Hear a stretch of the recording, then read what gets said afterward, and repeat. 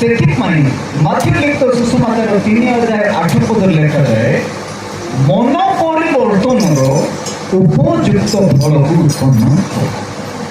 ମନ ପରିବର୍ତ୍ତନର କି ଫଳ?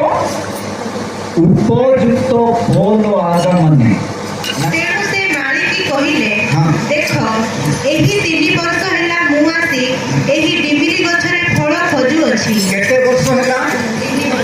3 ବର୍ଷ ହେଲା ସେ ଡିମ୍ବିରି ଗଛ ମୂଳରେ ଯାଇକି ଫଳ ଖୋଜୁଛନ୍ତି, କିନ୍ତୁ ଫଳ ପାଉନାହାନ୍ତି ବୋଲି ତାହାକୁ ଦାସଙ୍କୁ କହୁଛନ୍ତି। କଣ କହୁଛନ୍ତି? ଏହାକୁ ହାଣି ପକାଅ। ଏଇଟା କାହିଁକି ଭୂମିକୁ ମଧ୍ୟ ଅକର୍ମଣୀୟ କରୁଅଛି?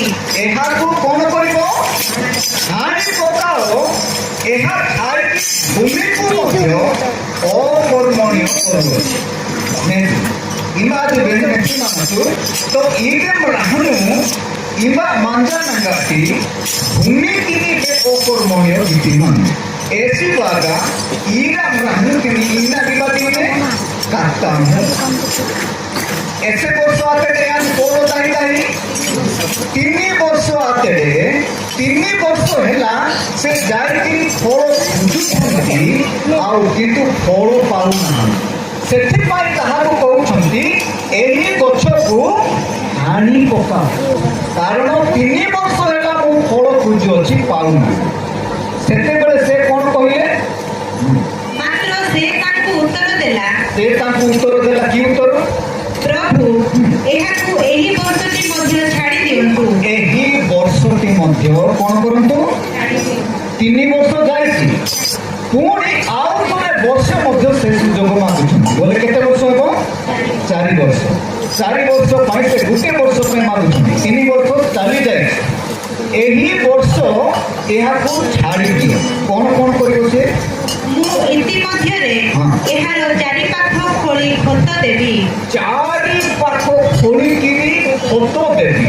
ତାପରେ ଆଉ ପରେ ଫଳ ହୁଏ ତ ଭଲ, ହଁ। ନହେଲେ ତାହାକୁ ହାଣି ପକାଇବେ। ଫଳ ହୁଏ ତ ଭଲ, ନହେଲେ ତାକୁ କଣ କରିବ? କିନ୍ତୁ ମାଳି या 1 ବର୍ଷ ଚେରୁ ଯାସ ମାନେଲୁ ଆନୁ ଆବା ଇମ୍ ରାନୁ ତାନି 4 ପାଖ କଣ କରିବି? ଖୋଳିବି, ତାପରେ ଖତ ଦେବି।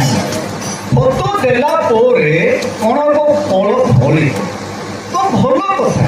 ଯଦି ଫଳ ଫଳିବ ନାହିଁ ତାହେଲେ ଆପଣ ୟାକୁ କଣ କରିବେ? ଲାଗିଛି ପୁରାଣୀ ନା, ଲାଗିଛି ପୁରାଣୀ। ସେଥିପାଇଁ ମାଥିଉ ଲିଖିତ ସୁସମାଚାର 3:8 ଲେଖାଯାଏ, ମନ ପରିବର୍ତ୍ତନର ଉପଯୁକ୍ତ ଫଳକୁ ଉତ୍ପନ୍ନ କର। ମନ ପରିବର୍ତ୍ତନର କି ଫଳ? ଉପଯୁକ୍ତ ଫଳ ଆଗା ମାନେ।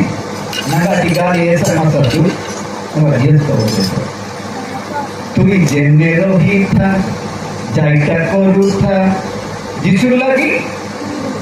হ্যাঁ, বলে কো ভাতিরে বি থা, কোন বি করুথা, কিন্তু যিশুর লাগি না, এমতি হব না। মন পরিবর্তনর উপযুক্ত ফল ফলিব। যিশুর লাগি খালি বঞ্চিত না,